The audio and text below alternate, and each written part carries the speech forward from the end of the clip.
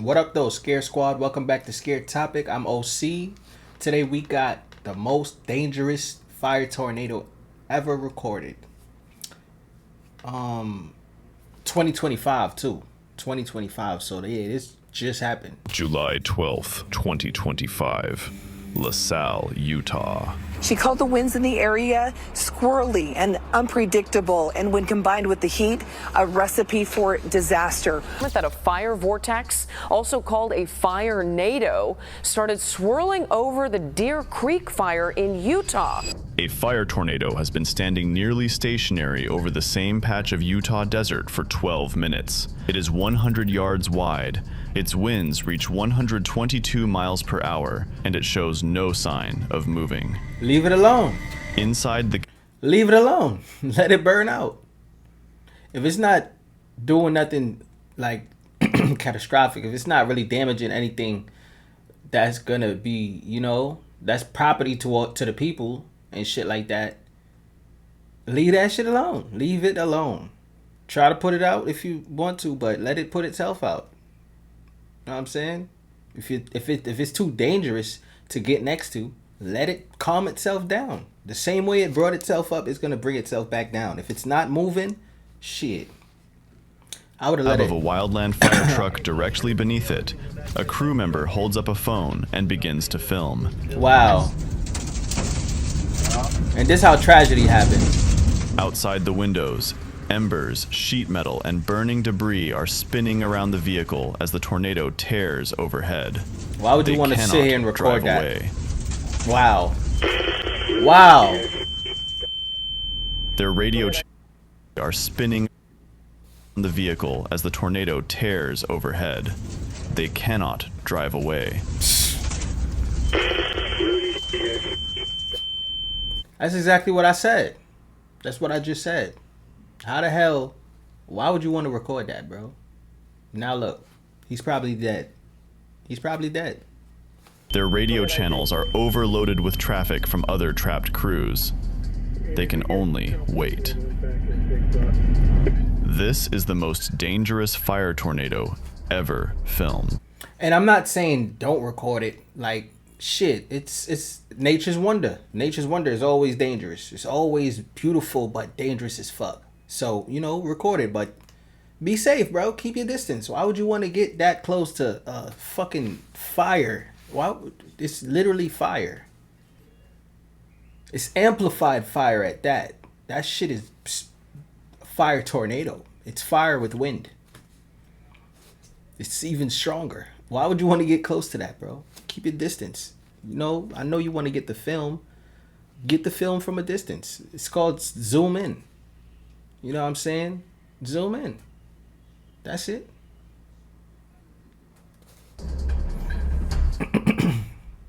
To understand what happened on July 12th, 2025, you have to look at something almost no viewer has ever considered. Not the fire itself, and not the wind that fed it, but the mountain range sitting directly above it. So what did this fire do? The LaSalle Mountains rise abruptly out of the desert of southeastern Utah, just 18 miles southeast of Moab. They are the second highest range in the state, isolated, surrounded on every side by flat desert, without any connected ranges to break the wind before it arrives. This geography is the entire reason the fire tornado was possible. When strong winds hit an isolated mountain range like the LaSalles, something specific happens. The wind does not simply blow over the top of the mountains. It flows around them, like a river flowing around a rock in a stream bed. On the leeward side of the range, the side facing away from the wind, the airflow forms a wake, a massive, slowly rotating column of swirling air, like the eddy behind a stone in a fast-moving river. Damn. Most of the time, this wake eddy does nothing dangerous. It is a quiet, invisible feature of the atmosphere that passes through without leaving a mark, until something feeds it. But on July 12th, 2025, there was a fire burning inside the eddy.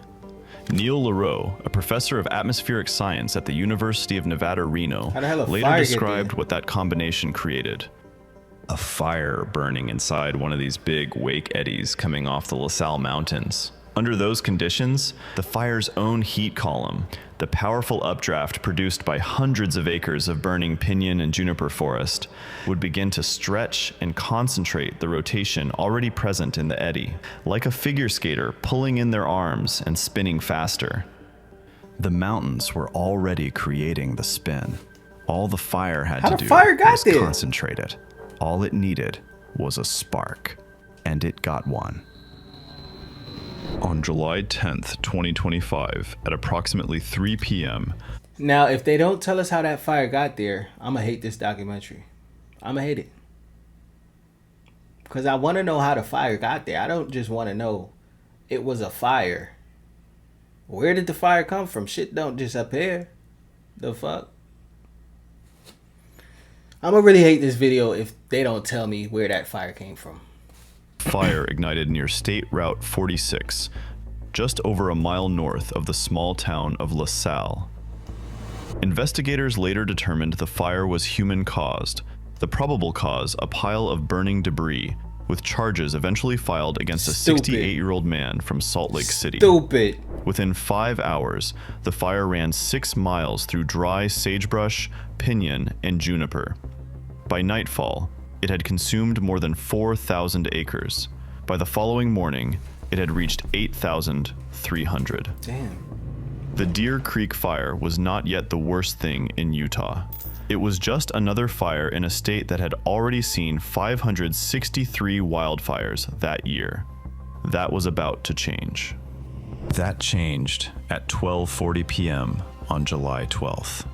Around that time, the firefighters on the Deer Creek fire began to notice something was wrong. The flames were burning hotter than they had all week and climbing faster than the crews could account for. The fire behavior in the last hour had shifted to something most of them had never seen before. The flame lengths were climbing 100 feet, 200 feet, until the fire reached 250 to 300 feet into the air. Damn. A wall of flame as tall as a 30-story building.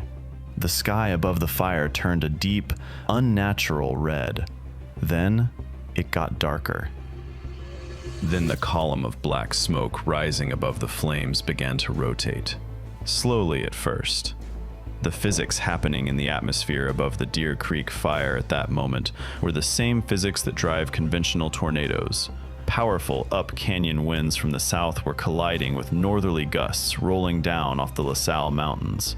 The collision was creating a zone of unstable, rotating air right above the fire.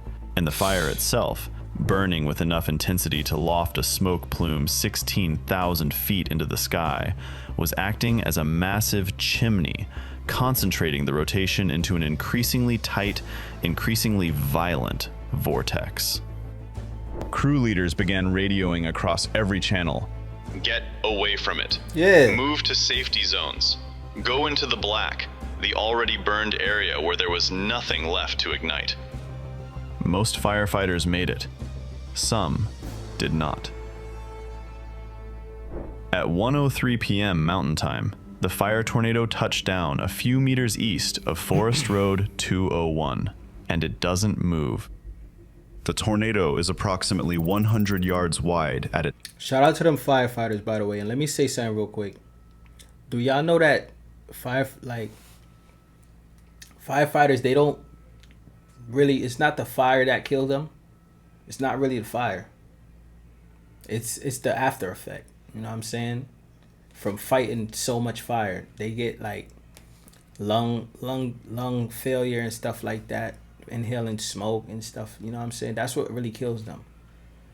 That's what kills majority of them. It's not really the fire. But shout out to them because they brave as hell for what they do. You know what I'm saying? A tornado touched down a few meters east of Forest Road 201, and it doesn't move. The tornado is approximately 100 yards wide at its base. It is rated EF2 by the National Weather Service.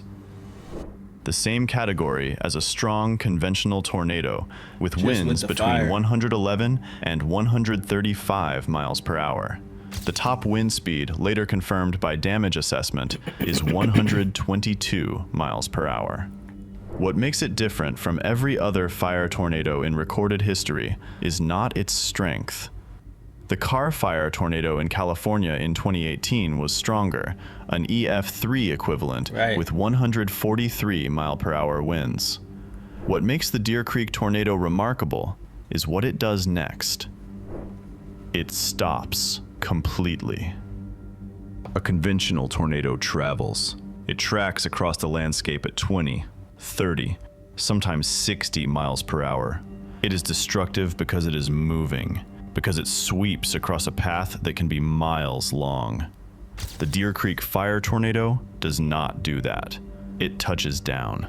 It drills into the earth, and it stays in almost exactly the same place for the next 12 minutes. For those 12 minutes, it does the work of a tornado that had been tracking for an hour, all in one place. It rips the roof off a single-family home in one motion.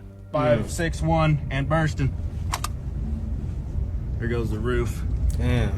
It tears a heavy metal gate out of the ground and tosses it skyward. It uproots pine trees. It strips bark from trunks. It destroys outbuildings that have been standing for decades, and it continues to pull debris, sagebrush, sheet metal, burning embers into its vortex with a constant, grinding force that survivors later describe as the sound of a jet engine that would not shut off, getting louder and louder. Two hotshot crews, sheltering in the black just east of the vortex, are blasted in the face with superheated ash and debris.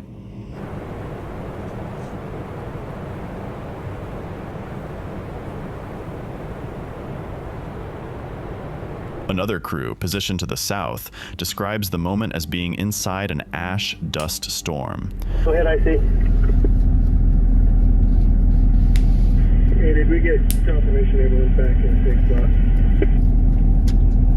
Hey, firm, resources have moved back to safety zone. Visibility of a few feet, breathing nearly impossible, the temperature around them climbing past anything survivable in open air. And in the middle of all of this, one fire truck crew is caught directly in the tornado's path. Oh. The truck is a federal wildland fire engine assigned to the Deer Creek fire that morning. The crew had been working a structure protection assignment near the path How of did they the not fire. see the tornado? As the vortex organizes and touches down, they have no time to drive away. There is nowhere to go. The roads out are blocked by active fire behavior. The tornado is already on top of them. They take refuge at a structure site with defensible space, a cleared area around a building, the kind of perimeter that fire crews create specifically to make buildings survivable during a wildfire. The cleared ground means there is less fuel immediately around them, less for the tornado to rip up and throw. They park the engine and stay inside, and one of them takes out a phone and begins to record. Damn. What the video shows is unlike anything that has ever been captured of a fire tornado.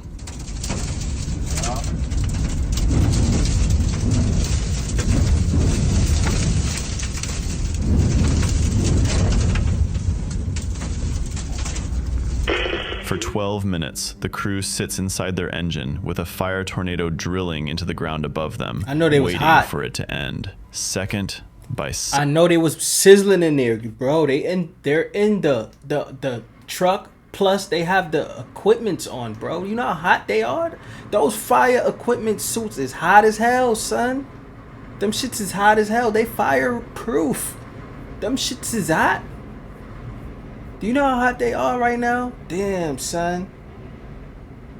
At first, I had thought he just recorded. They just, pulled up. I thought they just went there to record this, but those was the firefighters.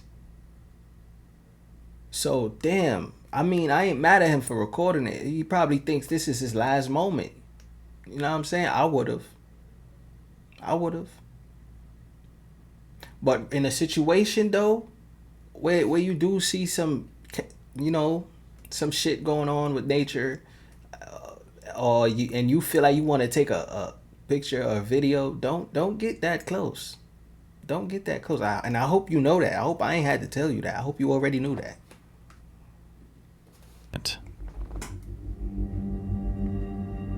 At 1:15 p.m., the vortex dissipates.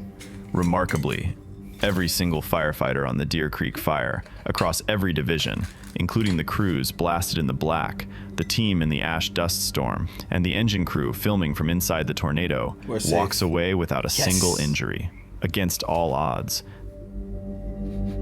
The engine sustains minor damage and is pulled from operations for repairs.